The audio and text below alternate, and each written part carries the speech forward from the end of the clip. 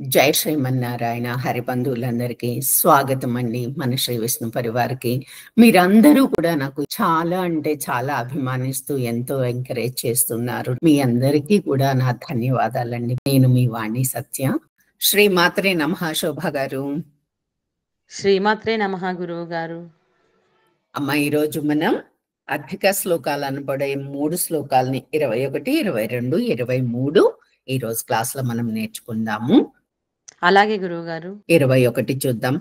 బిల్వాటవి బిల్వాటవి బిల్వాటవి మధ్యలసత్ మధ్యలసత్ మధ్యలసత్ బిల్వాటవి మధ్యలసత్ బిల్వాటవి మధ్యలసత్ సరోజే సరోజే సరోజే సహస్రపత్రే సహస్రపత్రే సహస్రపత్రే సుఖసన్నివిష్టాం సుఖసన్నివిష్టాం సుఖసన్నివిష్టాం అష్టాపదాంభోరుహ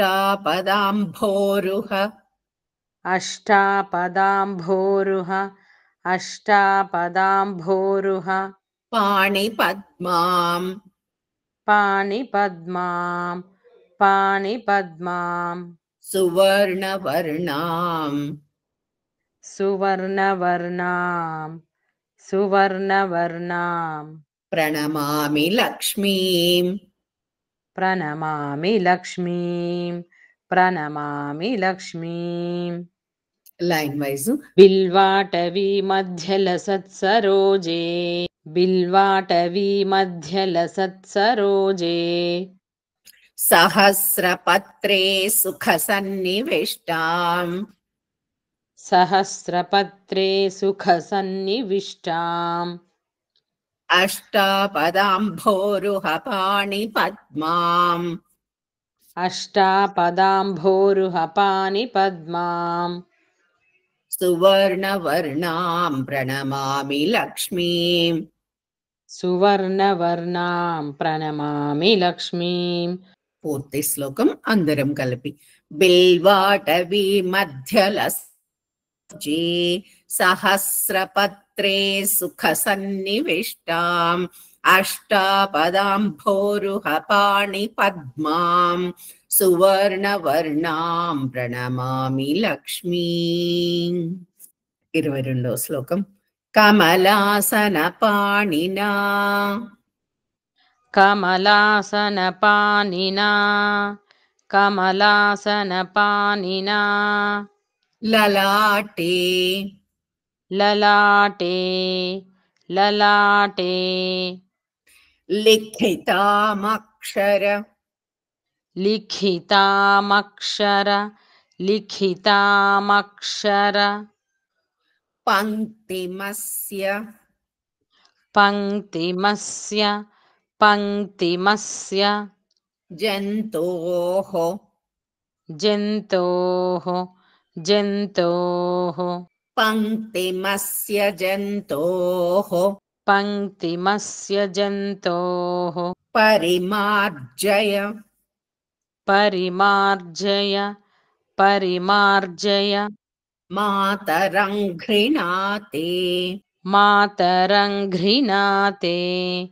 మాతరం ఘృణాతే ధనికద్వార ధనికద్వార ధనికద్వార నివాస నివాస నివాస ధనికద్వార నివాస ధనికద్వార నివాస ధనికద్వార నివాస దుఃఖ దుఃఖ దుఃఖ దోగ్ద్రీం దోగ్ద్రీం దోగ్ద్రీం దుఃఖ దోగ్ద్రీం. దుఃఖ దోగ్ద్రీం. Very good. లైన్ వైజ్ చూద్దాము.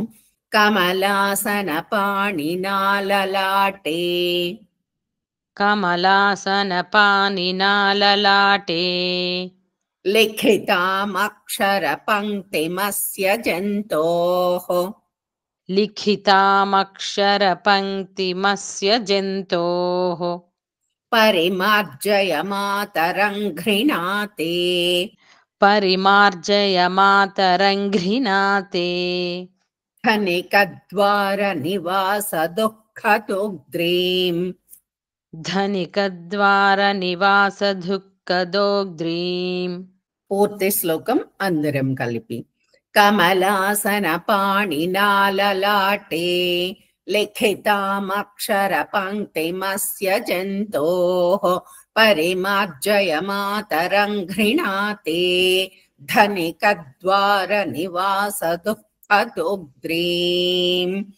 23వ శ్లోకం అంభోరుహం అంభోరుహం అంభోరుహం జన్మగృహం జన్మగృహం జన్మగృహం భవత్యాః భవత్యాః భవత్యాః వక్షస్థలం వక్షస్థలం వక్షస్థలం భర్తృగృహం భర్తృగృహం భర్తృగృహం మురారేః మురారేః మురారేః భర్తృగృహం మురారేః భర్తృగృహం మురారేః కారుణ్యతః కారుణ్యతః కారుణ్యతః కల్పయ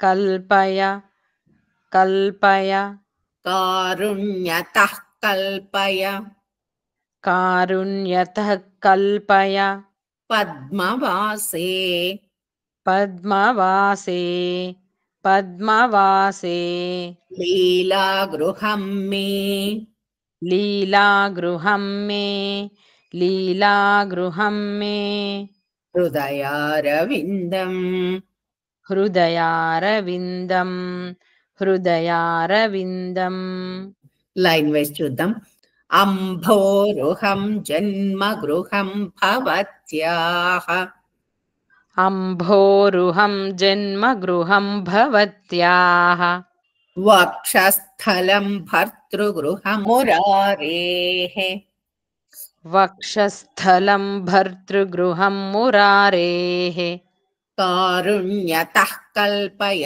పద్మవాసే కారుణ్యతః కల్పయ పద్మవాసే లీలాగృహం మే హృదయారవిందం లీలాగృహం మే హృదయారవిందం పూర్తి శ్లోకం అందరం కలిపి అంభోరుహం జన్మగృహం భవత్యాః వక్షస్థలం భర్తృగృహం మురారేః కారుణ్యతః కల్పయ పద్మవాసే లీలాగృహం మే హృదయారవిందం. శ్రీమాత్రే నమః. శ్రీమాత్రే నమః గురుగారు. ధన్యవాదములు గురుగారు. ఈ వీడియో గనక మీకు నచ్చినట్లయితే తప్పకుండా సబ్స్క్రైబ్ చేసుకొని లైక్ చేయండి. మీ లైక్స్ వలన మన ఛానల్ ఎక్కువ మందికి రీచ్ అయ్యే ఆస్కారం ఉంటుంది. వన్స్ అగైన్ ధన్యవాదాలు.